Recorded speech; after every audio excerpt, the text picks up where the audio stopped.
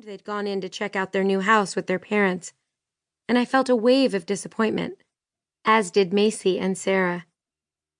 "Well, I guess we can say we were the first to see them at least," Macy said, always trying to stay on the good side of Saira, who appeared to be slightly annoyed that the two boys hadn't rushed down the street to bow down before her. I mean, that was what most people at school did, so it wasn't totally irrational. "I think I'm going to head inside and get something to—" Before I could finish my sentence, I saw Sarah's eyes light up like a child on Christmas morning. I turned just in time to see two boys flying down the street on bikes, their faces so similar that I wondered if they were twins. But before I could contemplate it further, one of the boys seemed to lose control, his face contorting and panic crossing his features. I knew he was shouting.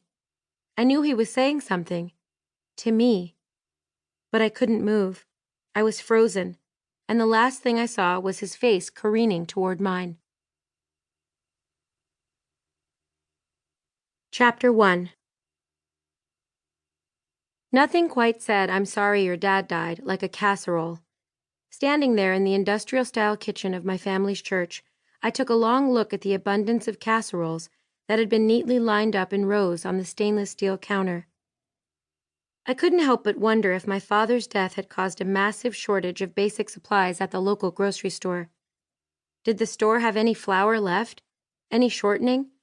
What would we do if someone else had a major emergency and needed sustenance in the next 24 hours?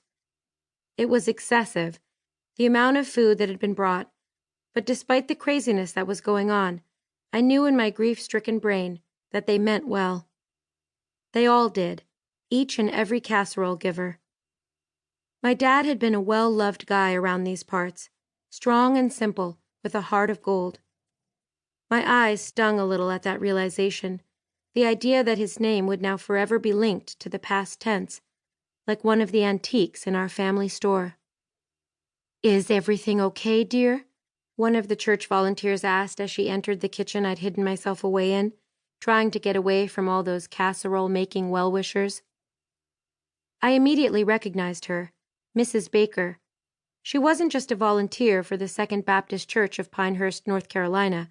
She also happened to be my fourth-grade teacher from way back when. "Yes, Mrs. Baker," I answered politely.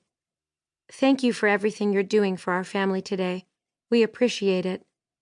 She was waving her hands in front of her and shaking her head before I had a chance to finish. "Oh, I'm happy to help, Eloise. You know that. Your family has been part of this church for years, and I'm so sorry for your mom, hon. I know how difficult it must have been for the two of you, watching your dad fade like that." I tried not to flinch at the memories she was threatening to bring back. So far today I'd been the pillar of strength for my mom. I'd kept it together through the service as friends and relatives spoke of the amazing man my father had been. And then, during the burial, I'd held on to her hand as she shook and said her final goodbyes to the man she'd loved for more years than I could fathom. As if she could see the memories churning under the surface, Mrs. Baker reached out for my hand. "I understand," she said softly. I simply nodded. I knew she did. We might have drifted apart since my elementary school days, but this was a small town. I knew through the grapevine that she'd lost her own husband just a few years prior. I could see the same pain emanating from her that I saw in my own mom, and felt in myself.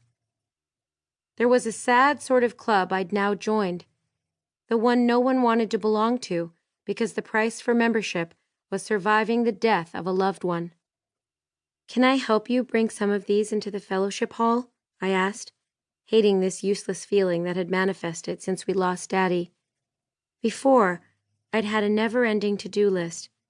With my mom constantly at his side, I'd made it my mission to take care of everything for both of them, the house, the store, whatever they needed. I was the loving and devoted daughter, always. But since we had said goodbye days earlier, I'd felt kind of weightless. Since my father's will and burial plans had been finalized way back when that first cancer cell was detected in his lungs, there was little to do beyond picking a date for this whole thing to take place. No.